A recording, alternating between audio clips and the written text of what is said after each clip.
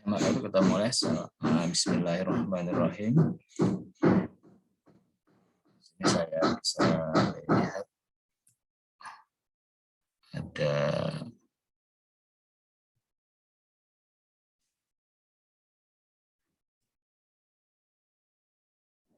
sudah terlihat layarnya ya. Ya, suara saya didengar? Kedengaran, Pak. Terdengar, Pak. Ya. Ijazul Quran, pembahasan kita pada pagi ini, atau kemukjizatan Al-Quran. Tadi sudah dijelaskan beberapa makna-maknanya. Saya ambil dari Al-Quran. Ijaz dalam bahasa adalah menisbatkan ketidakmampuan kepada orang lain. Seperti firman Allah surat Al-Maidah di sini ya. A'udzubillahi minasyaitonirrajim. Fa ba'athallahu ghuraban yabhasu fil ardi liyuriyahu kaifa yuwari sawat akhi. Qala ya wailata a'ajaztu an akuna misla hadzal ghurabi fa wariya sawat akhi fa asbaha minan nadimin. Ini cerita tentang putranya Nabi Adam dan Habil. Nah, yang ingin saya tekankan di sini pengambilan makna ijaz secara bahasa dari ajaztu, aku tidak mampu. Jadi secara bahasa artinya ajaza yu'jiz itu ketidakmampuan. Kalau mu'jiz nanti kan orang yang membuat tidak mampu. Nah, kalau secara istilah dikatakan mukjizat karena manusia tidak mampu untuk mendatangkan yang sepadan, karena mukjizat tersebut di luar kebiasaan. Itu kalau dilihat dari istilahnya ya, hal yang memang tidak bisa dilakukan oleh manusia, jadi manusia memang tidak bisa untuk mengikutinya. Biasanya mukjizat ini terjadi pada rasul atau nabi, dan yang ditantangkan pun pasti sesuai dengan keadaan saat itu. Misalnya Nabi Daud punya mukjizat melenturkan besi. Wa'alan Allahul hadid, dan kami lenturkan besi untuk Nabi Daud. Karena memang saat itu kondisi dibutuhkan suasana perang ya, suasana perang dibutuhkan bagaimana membuat baju besi yang kuat untuk peperangan. Nabi Daud diberi oleh Allah kemukjizatan seperti itu, yang itu tidak bisa dilakukan oleh umat, oleh bangsanya yang ada pada masa Nabi Daud saat itu. Kalau Nabi Isa, mukjizatnya diantaranya bisa menyembuhkan penyakit yang menahun dan segala hal yang terkait dengan kesehatan, karena saat itu di zaman Nabi Isa banyak sekali dukun-dukun, tabib-tabib yang memang tidak mereka memang profesinya saat itu banyak sekali. Keunggulan orang dilihat dari ritual-ritual prosesi penyembuhan dengan tabib-tabib tadi, sehingga Nabi Isa oleh Allah diberi mukjizat bisa menyembuhkan penyakit-penyakit ya, lepra, kusta dan sebagainya. Bahkan sampai puncaknya itu Nabi Isa diberi kehebatan oleh Allah, mukjizat oleh Allah yang dianggap bisa menaklukkan, melemahkan kaumnya, yaitu menghidupkan orang yang sudah meninggal dunia. Itu diantaranya mukjizat Nabi Isa. Adapun ijazul Quran atau kemukjizatan Al-Quran adalah memperlihatkan ketidakmampuan manusia untuk membuat yang sepadan dengan Al-Quran. Ijazul Quran. Salah satu mukjizatnya Nabi Muhammad, karena sebetulnya ya banyak sekali mukjizatnya Nabi Muhammad. Di antaranya yang paling tinggi, ya paling bahkan sampai saat ini paling diakui kemukjizatannya, artinya kemukjizatan Al-Quran itu masih terus membimbing umat manusia sampai saat ini ada, yaitu Al-Quran. Ijaz ini bisa terjadi jika memenuhi 3 syarat. Yang pertama tantangan. Tantangan ini yang disebut dengan ya tahaddi kalau bahasa Arabnya. ada tantangannya, berbentuk apa tantangannya? Ada orang yang menerima tantangan. Tantangannya kalau di sini kan dulu pernah saya kemukakan bahwasanya orang Arab itu sangat pintar sekali bersyair, berpuisi, berpantun, menyusun kata-kata yang indah dalam bahasa Arab. Sehingga wujud tantangannya itu membuat kata-kata yang indah juga. Seperti Al-Quran yang kita punya itu kata-katanya sangat indah sekali. Jadi orang Arab diminta untuk menantang. Orang menantang bahwasanya bisa nggak mereka menandingi Al-Quran. Jadi ada tantangannya, ada orang yang menerima tantangan. Yang menerima tantangannya orang-orang kafir Quraisy. Lalu tidak adanya penghalang untuk mengadakan tantangan. Tidak ada penghalang ya, memangnya tantangan itu pasti terjadi dan orang-orang yang menerima tantangan itu kalah nanti akhirnya di sana. Di antara ayat-ayat yang redaksi-redaksi tantangan itu bisa kita temui dalam surat-surat Al-Quran berikut. Misalnya di sini, am yaqulu naftaro qul fa'tu bi asyri suwarim mithlihi muftarayatin wada'u man istata'tum min dunillah wada'u man istata'tum min dunillah in kuntum shadiqin. Nah, jadi yang saya kuningkan itu datangkanlah 10 surat. 10 surat mislihi seumpama dengan Al-Qur'an ya. Bahkan mereka mengatakan Muhammad telah membuat Al-Quran itu. Lalu katakanlah kalau demikian, maka datangkanlah 10 surat yang dibuat-buat. Jadi Allah meminta kepada Nabi Muhammad untuk, katakan ya Muhammad, kan, untuk menantang mereka, datangkanlah 10 surat-surat kalau memang Al-Quran itu memang dibuat-buat. Kemudian, dan panggillah orang-orang yang kamu sanggup memanggilnya selain Allah. Jadi minta tidak hanya mereka, orang lain pun yang saat itu paling ahli dalam menyusun bahasa, silahkan. Sanggup tidak ya, ternyata mereka yang tidak sanggup juga. Itu 10. Akhirnya 10 nggak sanggup diturunkan. Ini ayat yang lain itu dijelaskan. Wa in kuntum fi raibin mimma nazzalna 'ala abdina, kalau kalian itu ada keraguan terhadap Al-Qur'an yang diturunkan kepada hamba kami yaitu Nabi Muhammad, fa'tu bi suratin min mithlihi, maka datangkan 1 surat saja yang semisal Al-Qur'an. Wad'u syuhada'akum min dunillahi in kuntum shadiqin. Dan juga panggil teman-temanmu, penolong-penolongmu ya, untuk membuat ini 1 surat saja, nggak usah banyak-banyak. Nah, jadi tantangannya di situ, tantangannya apa yang dilemahkan adalah keahlian orang Arab yang dulu pernah saya ceritakan. Mereka sekali melihat objek itu bisa menyusun syair, puisi, syair-syair yang berbait-bait, berlarik-larik sampai puluhan bait dalam melihat satu objek saja. Dalam sekali lihat mereka bisa memunculkan itu. Namun ketika diminta untuk membuat Al-Quran dari 10 surat mereka nggak sanggup, 1 surat saja, itu nggak sanggup. Nah itu ijaznya Al-Quran ada di situ, kemukjizatannya Al-Quran ada di situ. Nah, kita bisa lihat di sini contoh, ini ada orang yang menanggapi tantangan ini, tantangan 1 surat ini. Siapa dia? Musailamah Al-Kadzab, ya, dengan nabi palsu. Pada zaman Nabi ada namanya Musailamah Al-Kadzab, pendusta Al-Kadzab. Dia membuat surat Al-Fil yang ya kita bisa lihat di situ redaksi surat hasil tantangan karya Musailamah Al-Kadzab. Al-filu mal-fil wa ma adraka mal-fil lau dzambun wabil wa khurtum tuil wa inna dzalika min khalqi rabbina laqalil. Itu memang secara rima, secara bait-baitnya, nah itu seperti ya sangat puitis sekali, seperti semua surah-surah pada juz 30 di Al-Qur'an yang sangat puitis semua ya. Karena memang kalau juz 30 itu turunnya di Makkah yang memang untuk menghadapi orang-orang Arab yang notabene banyak penyair-penyair.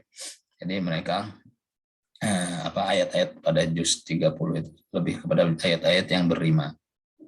Nah, di sini kita bisa lihat ya, memang rima-rimanya sangat runtut ya. Fil, will, olil. Namun kita lihat artinya seperti apa? Gajah. Apakah gajah itu? Apa yang kamu ketahui tentang gajah? Dia mempunyai ekor menjuntai dan belalai yang panjang. Dan sesungguhnya dia sebagian dari ciptaan Tuhan kami yang sedikit. Nah, itu informasi apa yang didapat dari sini? Sama sekali enggak. Nah, mukjizatnya enggak ada di sini. Kalau redaksinya oke lah, masuk dalam rima puisi, syair. Tapi kalau maknanya apa?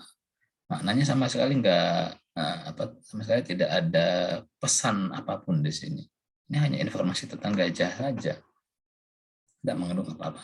Kalau dibandingkan dengan surah Al-Filnya Al-Quran, selain bahasanya, rimanya sangat runtut, maknanya pun sangat berbobot. Nah, itu bedanya ya. Jadi Al-Quran itu lafzon wa maknan, itu dari Allah, sehingga untuk menyusun sebuah lafal-lafal yang memiliki makna, syarat makna yang banyak dijadikan petunjuk oleh umat manusia, itu Allah juga mengimbanginya dengan lafal-lafal yang sangat runtut juga, khusus yang juz 30 biasanya seperti itu.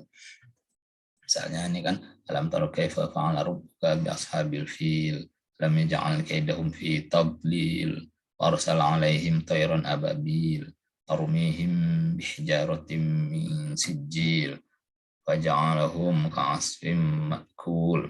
Nah, itu rimanya runtut juga, dan kita lihat di sini maknanya, apakah kamu tidak memperhatikan bagaimana Tuhanmu telah bertindak terhadap tentara bergajah. Nah, ini ada cerita sejarah di sini yang tidak diketahui oleh orang-orang terdahulu. Nah, bukankah dia telah menjadikan tipu daya mereka untuk menghancurkan Ka'bah itu sia-sia? Dan dia mengirimkan kepada mereka burung yang berbondong-bondong yang melempari mereka dengan batu berasal dari tanah yang terbakar, sijil ya, tanah hijarotin min sijil. Faja'alam ka'asfim ma'kul. Lalu dia menjadikan mereka seperti daun-daun yang dimakan ulat. Faja'alahum ka'asfim ma'kul. Jadi kalau dalam sejarah yang dijadikan daun hum ya mereka. Kalau gajah-gajahnya itu tidak, yang dijadikan daun-daun seperti daun-daun yang dimakan ulat, artinya yang terserang dengan burung ababil itu hanya ashabil filnya saja, para penunggang gajahnya itu saja, sedangkan gajahnya itu tidak, gajahnya selamat semua. Itu dalam sejarah seperti itu. Maka redaksinya pun ya faja'alahum, mereka kalau gajah kan itu tidak berakal, jadi nggak ada domir yang tidak berakal, itu hum itu tidak ada.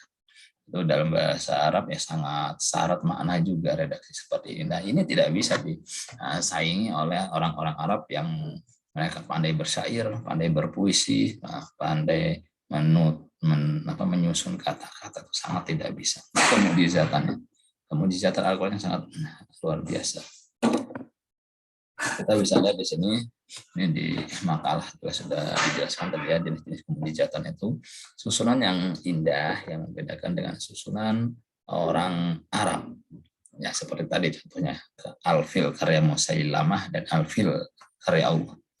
Jadi kalau Al-Quran itu bukan dari Nabi Muhammad, bukan dari Jibril, tapi tetap langsung dari Allah, lafzon wa ma'nan, lafal dan maknanya. Nah, kemudian tasyrik yang detail dan sempurna. Tasyrik ini maksudnya ketika menjelaskan hukum syariat sangat detail, sangat rinci, sangat rinci, detail dan sempurna. Dulu pernah saya ceritakan tentang pensyariatan larangan minuman khamr, ya, minuman keras itu kan mulai bertahap. Yang dari pertama minuman khamr itu tidak diharamkan, tetapi hanya sekedar dijelaskan bahwa ada manfaatnya dan juga ada mindaratnya, ismuhuma akbaru min naf'ihima, ya minuman khamr dan judi tadi. Ismuhuma akbaru min naf'ihima. Jadi ketika bertanya dijawab bahwasanya khamr itu ada midaratnya dan juga ada manfaatnya, tetapi midaratnya bahayanya lebih besar daripada manfaatnya. Nah, kemudian seiring berjalannya waktu karena belum diharamkan masih ada yang minum minuman khamar, kemudian dia ngimami sholat dan sholatnya ngawur bacaannya sehingga turun ayat berikutnya, la taqrabus shalah wa antum sukara hatta ta'lamu ma taqulun. Janganlah kalian mendekati sholat sedangkan dalam keadaan mabuk sampai kamu paham apa yang kalian katakan. Nah, itu kan urut-urutnya seperti itu. Lalu Al-Quran minuman keras itu hanya dilarang saat akan sholat saja. Namun karena masih banyak terjadi pertikaian, banyak terjadi hal-hal yang sangat membahayakan dari efek minuman keras, sehingga banyak sekali sahabat yang masih minuman keras karena itu minuman sehari-hari mereka. Wak arak itu minuman sehari-hari mereka. Akhirnya baru diturunkan ayat tasyrik tentang masyarihatan larangan khamr secara jelas. Innamal khamru wal maisir wal ansab wal azlamu rijsun min amali syaitan. Khamar, minuman keras, mengundi nasib dan sebagainya itu rijsun, ya. Suatu hal yang sangat kotor, min amali syaitan, jaga termasuk perbuatan setan, fajtanibuhu, maka jauhilah itu sudah tasrihnya seperti itu, sempurna secara bertahap, yang itu tidak bisa diikuti oleh orang-orang Arab yang lain. Apa kabar tentang hal gaib yang tidak diketahui kecuali dengan wahyu, ya seperti contohnya tadi cerita tentang ashabil fil tadi. Nah, itu kan hal-hal yang gaib, yang Nabi Muhammad tidak tahu, tapi karena mbahnya masih ngalami, ya mbahnya mengiyakan juga, kalau mbahnya sudah meninggal ya tentunya saat itu. Jadi ada kakek paman-pamannya akan masih ada, itu mengalami bahwa saat itu terjadi hal yang luar biasa yang menimpa Ka'bah, diserang oleh tentara bergajah dari Yaman, sehingga terjadilah fenomena aneh tadi, ada burung ababil. Nah, itu diceritakan karena itu hal yang gaib bagi Nabi Muhammad, namun diceritakan dengan detail dan sejarah mengiyakan memang pernah terjadi itu. Ini wahyu Al-Quran. Tidak ada pertentangan dengan ilmu kaunnya alam, ilmu sains yang telah diputuskan kebenarannya. Yang di makalah juga ada dijelaskan tadi, Toma tadi sudah menjelaskan tentang sains tadi, ya, tentang penciptaan manusia. Misalnya saja khalaqal insana min 'alaq, bahwasanya manusia itu diciptakan dari alaq. Kalau terjemahan Kementerian Agama, segumpal darah, ya, sebetulnya ya enggak diartikan alaq saja. Alaq itu kan sesuatu yang menggantung kalau dalam bahasa Arab. Sehingga kalau dari ilmu kedokteran, sperma itu ketika masuk ke dalam rahim yang siap dibuahi, itu memang dia menggantung, modelnya seperti zigot. Zigot itu kan menggantung.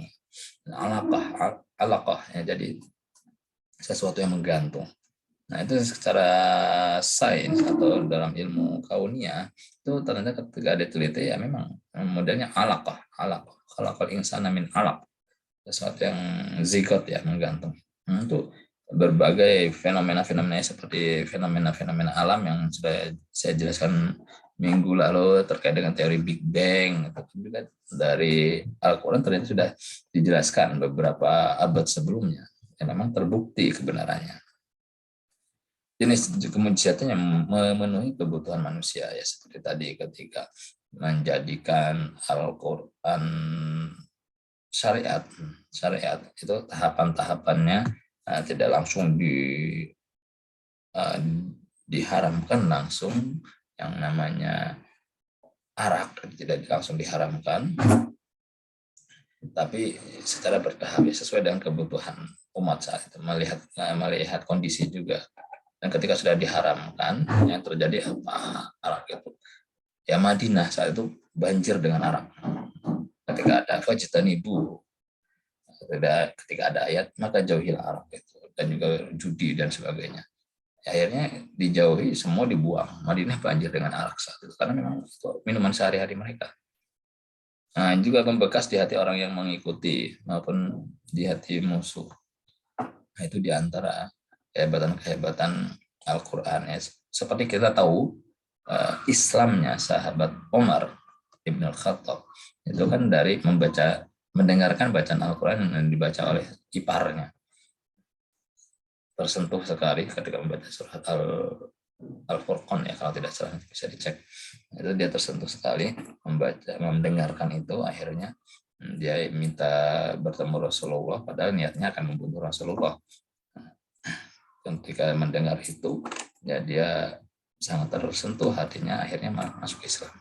Nah, itu di antara kemujizatan Al-Quran, ijazul Quran. Jadi nggak perlu kemujizatan misalnya Al-Quran bisa membuat orang berjalan di atas awan misalnya, itu kemujizatan yang di luar adat itu. Dari Al-Quran itu dilihat dari teksnya saja itu sudah penuh kemujizatan. Dari teksnya ketika dihubungkan dengan fenomena alam itu sudah penuh kemujizatan, dan itu terbukti semua.